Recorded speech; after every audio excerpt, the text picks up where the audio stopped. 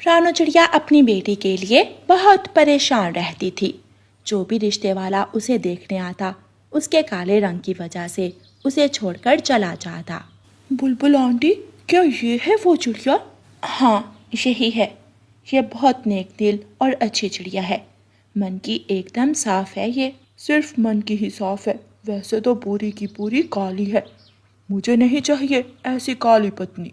वो पक्षी ऐसा कहते हुए वहां से चला जाता है। रानो चिड़िया और उसकी बेटी पारो की आंखों में आंसू थे। रानो बहन, मुझे माफ करना, मुझे नहीं पता था ये पक्षी ऐसा निकलेगा। ऐसा कहते हुए बुलबुल वहां से चली जाती है।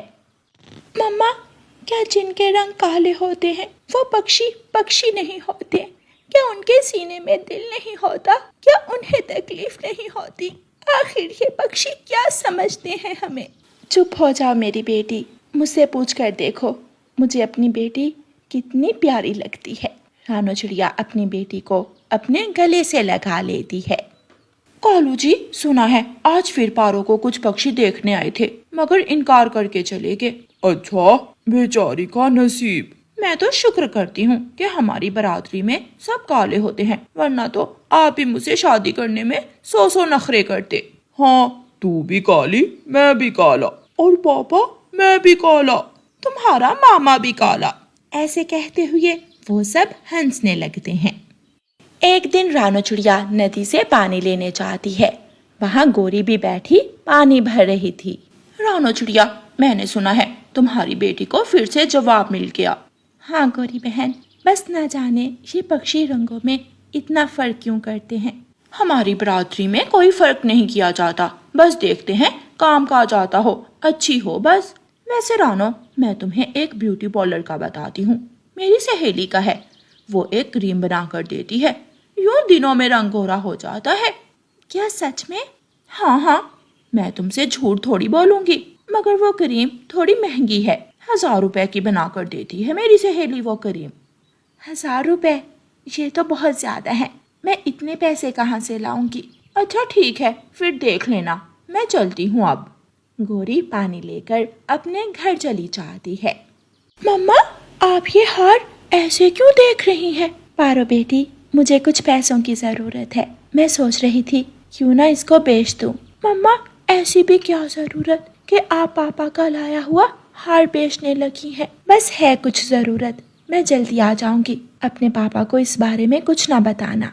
रानो चिड़िया वो हार लेकर सुनार की दुकान पर जाती है। रानो चिड़िया वो हार बेचकर पैसे ले लेती है। ये लो गोरी, पूरे 1000 रुपए हैं, मुझे वो क्रीम ला दो। गोरी के मुंह में तो इतने सारे पैसे देखकर पानी आ जाता है। लाओ लाओ, अब तुम फिक्र ही ना करो, तुम्हारी बेटी अब काली नहीं रहेगी। गोरी रानो चिड़िया से पैसे लेकर रख लेती है और सिर्फ 100 रुपए लेकर अपनी सहेली के ब्यूटी पार्लर चाहती है। सहेली, मुझे एक रंग गोरा करने वाली क्रीम तो दे दो। ये लो, इस क्रीम से तुम्हारा रंग बहुत ज्यादा सफेद और चमकदार हो जाएगा। 200 रुपए की है गोरी, मगर मेरे पास तो सिर्फ 100 रुपए हैं, अब यही रख लो। गोरी कवि की सहेली मन ही मन सोचती है, इतनी देर से पड़ी है, चलो 100 में ही दे देती हूँ। क्या सोच रही हो, बताओ, 100 में दोगी या जाऊं? अरे नहीं नहीं, ये लो, ले लो। गोरी कवि क्रीम लेकर रानो चिड़िया के पास जाती है।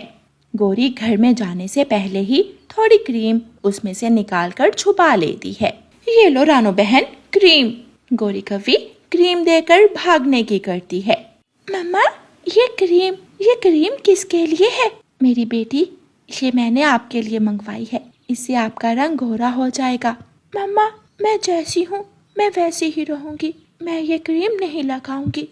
जिसे मुझे पसंद करना है वो ऐसे ही कर लेगा, और वो पक्षी जो रंगों पर मरते हैं, मुझे उनसे शादी ही नहीं करनी। ऐसा कहकर पारो बाहर चली जाती है। लूसी कबूतरी रानो चिड़िया के पास आती है।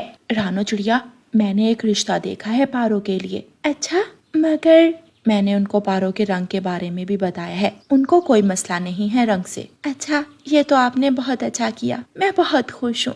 कल आएंगे वो पक्षी, पारो को अच्छा सा तैयार करना। हाँ हाँ ठीक है। सुबह हो जाती है, कुछ पक्षी पारो को देखने आते हैं। रानू चिड़िया उनके सामने तरह तरह के खाने रखती है। ये है वो चिड़िया। कबूतरी आंटी, आपने कहा था थोड़ी काली है, मगर ये तो कुछ ज्यादा ही काली है। इस पर तो किसी क्रीम का भी कोई असर नहीं होगा। जा रहा हूँ मैं यहाँ से। ऐसी शादी से तो मैं कवारा ही अच्छा। ऐसे कहते हुए वो पक्षी वहाँ से चला जाता है। मम्मा, मैंने आपसे कहा भी था कि अब मेरा तमाशा मत बनाए, मगर आपने मेरी एक नहीं सुनी। आपने मुझे भी दुखी किया और खुद भी हुई। पापा, आप ही बताएं, क्या मैं आप पर बोझ हूँ? नहीं मेरी बेटी। आज से मैं अपना दाना खुद लाया करूँगी। प्लीज मुझे मेरे हाल पर छोड़ दें। ऐसे रोते हुए पारो वहाँ से चली जाती है। पारो उदास मन के साथ एक पेड़ के नीचे जाकर बैठ जाती है। उसे एक आवाज सुनाई देती है। ये आवाज कैसी है? पारो आगे बढ़कर देखती है तो एक पक्षी हवाई मोटर के नीचे आया हुआ था। पारो उसकी मदद करती है। शुक्रिया, अगर आप ना आती तो शायद मैं यही मर जाता। आपका बहुत बहुत शुक्रिया। ये तो मेरा फर्ज था। आप ठीक है ना? हाँ, मैं बिल्कुल ठीक हूँ। बस मेरा पंख थोड़ा दुख रहा है। क्या आप मेरे मोबाइल से नंबर मिला देंगी? हाँ, क्यों नहीं। पारो उस पक्षी को नंबर मिलाकर देती है। कुछ ही देर में हवाई मोटर आ जाती है। मैं चलता हूँ अब, शुक्रिया आपका। ऐसा कहते हुए पक्षी वहाँ से चला जाता है, मगर उसका नोटों से भरा हुआ बैग वहीं रह जाता है। सुनिए, आपका बैग, ये तो चले गए। पारो बैग उठाकर पीछे भागती है। आपका बैग आप वहीं भूल गए थे। आपके जैसा ईमानदार और रहमदिल पक्षी मैंने आज तक नहीं देखा। आप बहुत अच्छी हैं। हम दोबारा जरूर मिलेंगे। ऐसा कहते हुए वो पक्षी वहाँ से चला जाता है। रानू चिड़िया अपनी बेटी पारो को ढूंढ रही थी। पारो, पारो कहाँ हो तुम? रानू चिड़िया को पारो मिल जाती है। चलो घर चलो मेरी प्यारी बेटी, तुम तो मेरी जान हो। अब मैं किसी को भी रिश्ते के लिए घर नहीं बुलाऊंगी। प्लीज अपनी माँ को माफ कर दो। नहीं मम्मा, इसमें आपका कोई दोष नहीं। चले घर चलते हैं। कुछ दिन गुजरते हैं कि वही पक्षी अपनी माँ को साथ लेकर रानू चिड़िया के घर आता है। माफ करना, मैंने आपको पहचाना नहीं। बहन, हम आपसे कुछ मांगने आए हैं। हमें आपकी बेटी बहुत पसंद है। रानू चिड़िया ये सुनकर खुश हो जाती है। ऐसे पारो का रिश्ता उस पक्षी से तय हो जाता है और फिर कुछ ही दिनों में पारो की शादी धूमधाम से हो जाती है।